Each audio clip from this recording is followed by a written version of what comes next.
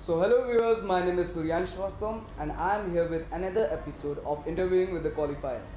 आज हमारे साथ हैं mister Akhilesh Dubey who is assistant commissioner at GST. आज हम जानेंगे इनकी जर्नी के बारे में। तो सर आप अपने बारे में कुछ संक्षेप में बताइए। मैं आजमगढ़ ज़िले का निवासी हूँ।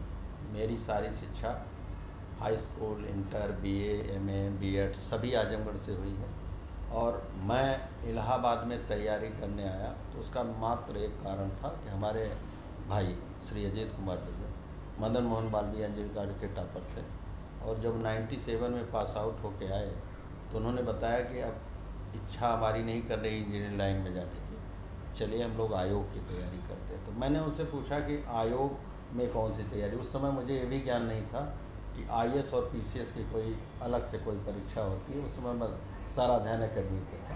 तो उन्होंने बताया चलिए हम आपसे बात करते हैं। तो मैं हम लोग उन्हीं के साथ चले आए और 98 से जब मैं यहाँ आया तो उसके बाद धीरे धीरे देखा कि यहाँ पीसीएस की तैयारी कैसे होती है, आईएएस तैयारी करते हैं। 1-2 महीने के अंदर समझ के फिर हम लोग तैयारी पे आ गए और 99 से लगातार प्रीलिम्स पास करते रहे, मेंस पास करते रहे और 2008 में फाइनली मैं असिस्टेंट कमिश्नर पीसीएस होकर के सिलेक्ट। आपके स्टडीज़ का बैकग्राउंड कैसा था?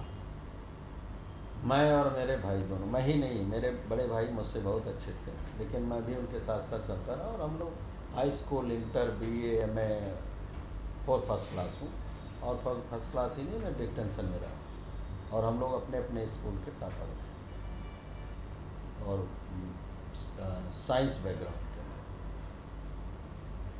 आप अपने कुछ फैमिली बैकग्राउंड के बारे में बताना चाहेंगे? फैमिली बैकग्राउंड आप समझ लीजिए कि हमारे पिताजी, हमारे बड़े चाचा, हमारे चाचा, हमारे बाबा, यहाँ तक कि बाबा के पिताजी 1924 में भी गवर्नमेंट सर्विस में थे। तो हमारा पूरा फैमिली लगभग गवर्नमेंट सर्विस में है। तो उसी को देखते हुए भी हम लोगों ने निर्णय लिया कि हमें भी पीसीएस की तैयारी करनी चाहिए। और हमारे घर में एक चीज़ और अच्छी बात है कि पुरुष ही नहीं, महिलाएँ भी, हमारी बुआ हैं, हमारी चाची हैं, हमारी भाभी हैं, सभी गवर्नमेंट सर्विस। आप जैसा अभी बता रहे थे कि आप प्रयागराज आए, तो प्रयागराज आने के बाद आपका कैसा प्रोसेस रहा? आपने कैसे सब्जेक्ट्स चूज़ किए और क्या क्या आपका रहा उस जर्नी में? जैसा कि मैंने पहली बार ये आपको बताया कि जब मैं यहाँ आया उस समय मुझे यही नहीं पता था कि सिविल सर्विसेज में होता क्या है। तो जाहिर सी बात है, अगर ये नहीं पता था तो मुझे कठिनाई तो होगी ही कि चयन कैसे किया जाए, क्या किया जाए।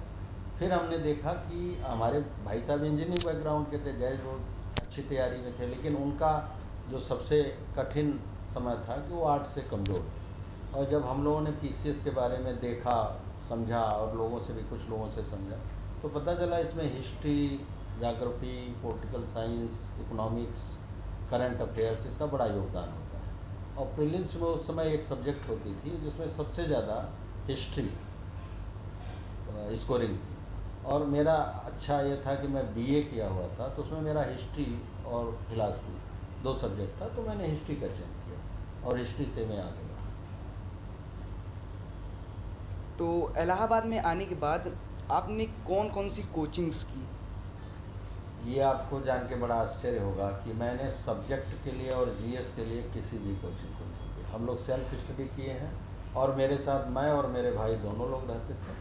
दोनों लोगों ने सेल्फ स्टडी की और किसी कोचिंग का हम लोग सहारा नहीं लिया। और पीसीएस के लिए तो मैंने किसी भी सब्जेक्ट के लिए कोई कोचिंग। तो आपके इस पूरे प्रोसीजर में ये आपने किन किन कठिनाइयों का सामना किया? जो कठिनाई की बात अगर आप करेंगे सिविल सेवा में, तो कठिनाई तो थी ही क्योंकि तैयारी बड़े अच्छे स्तर की करनी पड़ती। एक कठिनाई के बारे में आपको बता दूँ कि सबकी ये, जब हम यहाँ सिविल के बारे में समझे तो देश की सबसे बड़ी सेवा होती है वो सिविल आईएएस की होती है और राज्य की पीसीएस की होती है। पीसीएस में तो हिंदी था लेकिन हम लोग हिंदी मीडियम के छात्र थे, तो हमें सबसे बड़ी जो समस्या थी इंग्लिश की, क्योंकि वहाँ पे आईएएस में इंग्लिश क्वालिफाइंग था मेंस के लिए और जब तक आप क्वालिफाइंग नहीं करेंगे मेंस नहीं क्वालिफाई। अब आपको एक वाक़या बता दूँ कि हमारा लगभग गोविंदपुर में हम रहते थे, वहाँ बहुत अच्छा बैच था जो सभी लोग उसके एक साथ करके तैयारी करते थे, लेकिन उसमें सभी की एक कमजोरी थी कि अंग्रेजी अच्छी नहीं थी। हम लोग 2 बार प्रीलिम्स दिए आईएएस का, दोनों बार पास कर गए। मेंस में अच्छा गया तो हम लोग रिजल्ट इंतज़ार कर रहे थे मेंस का आएगा, लेकिन जब मार्कशीट आई तो उसमें लिख के आया कि आप इंग्लिश क्वालिफाई नहीं कर पाए। एक बड़ा रोचक का बताया। उसके बाद हम लोगों ने ये किया कि इंग्लिश की तैयारी अब कैसे हो, आखिर इंग्लिश जब क्वालिफाई नहीं करेंगे, कॉपी चेक नहीं होगी, कॉपी चेक नहीं होगी तो हम आगे इंटरव्यू कैसे करेंगे। तो पूरा गोविंदपुर लगभग एक साथ हम लोग सोचे कि क्या किया जाए, तो बड़ा अच्छा ग्रुप था हमारा। तो यहाँ पे एक इंग्लिश एसबी सर की चलती थी, वहाँ हम लोग बैनर पोस्टर देखते थे। एक बार आके देखा गया कि एसबी सर से मिला जाए, तो एसबी सर का क्लास हम लोग ज्वाइन किए और लगभग 10-15 दिन तक जब हम लोग कोचिंग के समझ भी आने लगा, तो एक 2-4 मित्र और हमसे भी अच्छे इंग्लिश में थे जिनको ये क्वालिफाई करने का एकदम कहीं से अंदेशा नहीं था कब क्वालिफाई कर पाएंगे। तो उन्होंने एक सवाल उठाया एसबी सर से कि क्या सर हम लोग इंग्लिश क्वालिफाई कर लेंगे। तो मुझे आज भी वो दिन याद है, सर ने बड़ा कॉन्फिडेंस के साथ कहा कि मैं सौगंध खाता हूँ कि अगर आप लोग इसमें क्वालिफाई नहीं करेंगे तो मैं आईएएस के लिए इंग्लिश पढ़ाना बंद कर दूँगा। और आपको बड़े आश्चर्य की बात बताऊँ कि सभी लोग क्वालिफाई किए और आज वो पूरा ग्रुप, 2-4 नाम मैं ले सकता हूँ, अजीत कुमार दुबे, अरविंद यादव, अरविंद वर्मा, अमित द्विवेदी, सभी पीसीएस हैं, 2-4 आईएएस एलाइड हैं और सब सेलेक्ट हो गए। तो बड़ा कॉन्फिडेंस वहाँ से जगा कि इंग्लिश भी हम लोग क्वालिफाई कर सकते हैं। ये तो काफ़ी इंटरेस्टिंग स्टोरी थी और उससे भी ज़्यादा आपका इंटरेस्टिंग मुझे ग्रुप लगा।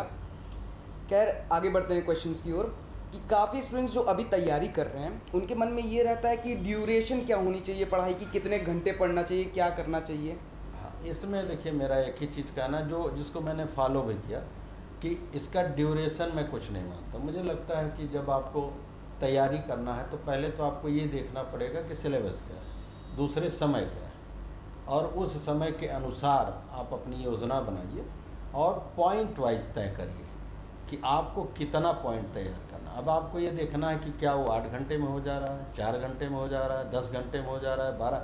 आपको पूरी टॉपिक कवर करनी है। अब आपके ऊपर डिपेंड करता है कि उसको 4 घंटे में कर लें, 10 घंटे में कर लें, 12 घंटे में कर लें। कभी कभी क्या होता है आप 12 घंटा पढ़ रहे हैं, याद कुछ भी नहीं हो रहा, तो आप घूम टहल के आइए। लेकिन आपको पूरी टॉपिक कवर करनी है। अगर टॉपिक कवर है तो 10 घंटा क्या 8 घंटे में भी कवर हो जाएगा।